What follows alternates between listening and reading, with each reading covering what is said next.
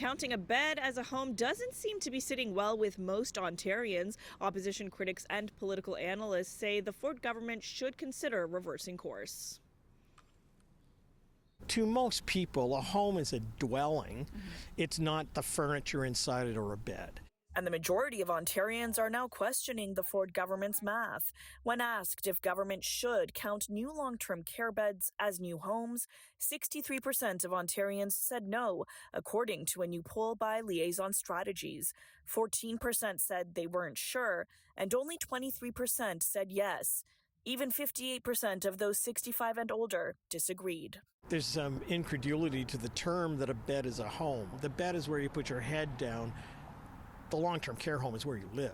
Do you think the government should walk this back? Well, they're going to have to clarify it at some point. This is an unforced error. They didn't need to do this, and I think the majority of Ontarians will see through it. The government has set an ambitious goal of building 1.5 million homes by 2031. But they need to be building 150,000 houses a year to meet that target, and they're falling behind. When they've fallen behind on their housing targets, they've turned around and said, oh no, we're actually going to count all these things instead. Stop playing fast and loose with the numbers. Last year, there were just over 109,000 homes built in the province. Almost 10,000 of them were long-term care beds.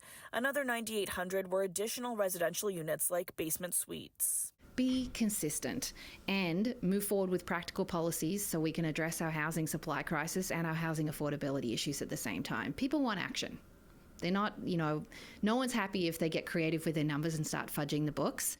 The government has rewarded millions of dollars to cities like Brampton and Milton that surpassed housing targets thanks to the addition of long-term care beds. And the Premier's standing by the decision to count them. It's called a home. I challenge anyone to go in and talk to these seniors and tell them they have a bed and not a home. They have their own room. They eat in a dining room with everyone else. And the house or the apartment they moved out of just frees it up for some younger folks to buy it. Almost 1,300 Ontario voters were surveyed in this poll last week. The same poll also found that out of all three levels of government, the majority of Ontarians do believe the provincial government is creating the most housing. That same poll also found that if an election were held today, the Ford Conservatives would defeat the Liberals and NDP.